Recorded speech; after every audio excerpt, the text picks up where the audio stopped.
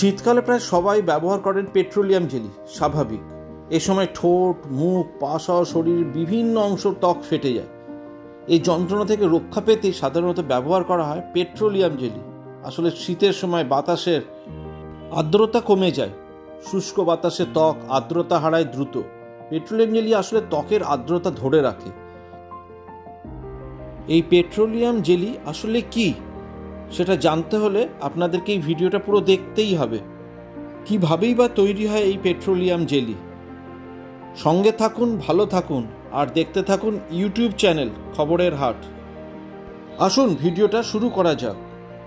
আর অনুরোধ রইল, যদি ভিডিওটা আপনাদের ভালো লেগে থাকে তাহলে অবশ্যই চ্যানেলটিকে সাবস্ক্রাইব করে দেবেন।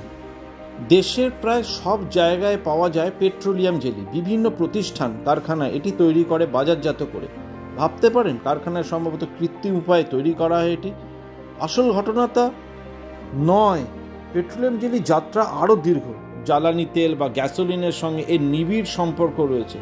হাজার হাজার বছর আগে মাটির নিচে চাপা পড়া প্রাণী ও উদ্ভিদের দেহ থেকে কালক্রমে তৈরি হয় জীবাশ্ম জ্বালানি।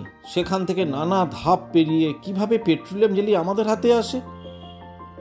এই জেলির মূল উপাদান খনিজ মোম ও তেল। অপরিশোধিত জ্বালানি তেলের উপাজাত হিসাবে এগুলি তৈরি হয়। প্যারাফিন মোম বা মাইক্রো ক্রিস্টালাইন মোমের মিশ্রণ ব্যবহার করা হয় পেট্রোলিয়াম জেলি উৎপাদনে। এর আরেকটি উপাদান হলো উচ্চ মানব সম্পন্ন ক্ষারীয় তেল। সেটা খনিজ বা কৃত্রিম হতে পারে। খনিজ তেলের পরিবর্তে উদ্ভিজ্জ তেল বা ভেজিটেবল অয়েলও ব্যবহার করা হয় অনেক সময়।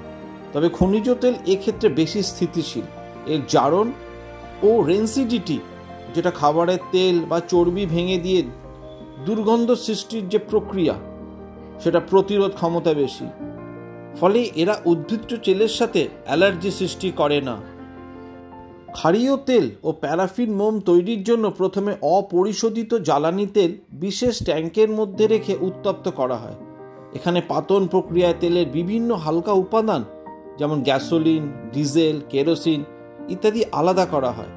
এরপর যা অবশিষ্ট থাকে তা পাঠিয়ে দেওয়া হয় আরেকটি বায়ু নিরোধক ট্যাঙ্কে। এখানে চাপ কমিয়ে অপরিশোধিত তেলের অবশিষ্টাংশ বের করা হয়। উৎপাদ হিসাবে পাওয়া যায় লুব্রিকেন্ট তৈরির কাঁচামাল। ট্যাঙ্কের নিচে পড়ে থাকা বাকি অংশ এবার ডিঅ্যাসফল্টিং ইউনিটে নিয়ে যাওয়া হয়। এই ইউনিটের মূল কাজ অপরিশোধিত তেল থেকে করে ফেলা। ঠিক ধরেছেন, সড়কে যে অ্যাসফল্টের আবরণ দেওয়া হয় এটা তাই।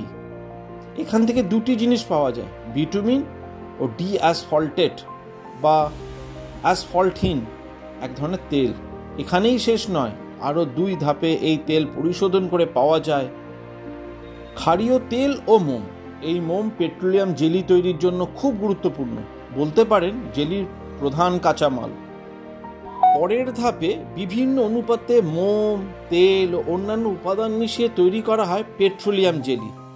এছাড়া চাহিদা অনুযায়ী বিভিন্ন ধরনের পেট্রোলিয়াম জেলি তৈরির জন্য উদ্ভিজ্জ তেল, খনিজ উপাদান ও ক্ষারীয় উপাদান যোগ করা হয়।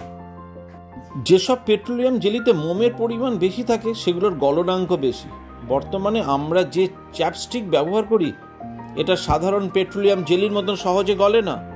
কিন্তু লিপ জেল সাধারণ তাপমাত্রায় অর্ধতরল অবস্থায় থাকে, অর্থাৎ পেট্রোলিয়াম জেলি হলেও এর গলনাঙ্ক অনেক কম, কারণ এতে তেলের পরিমাণ বেশি। এভাবেই প্রয়োজন অনুসারে ব্যবহারের জন্য বিভিন্ন রকম পেট্রোলিয়াম জেলি তৈরি করা হয়।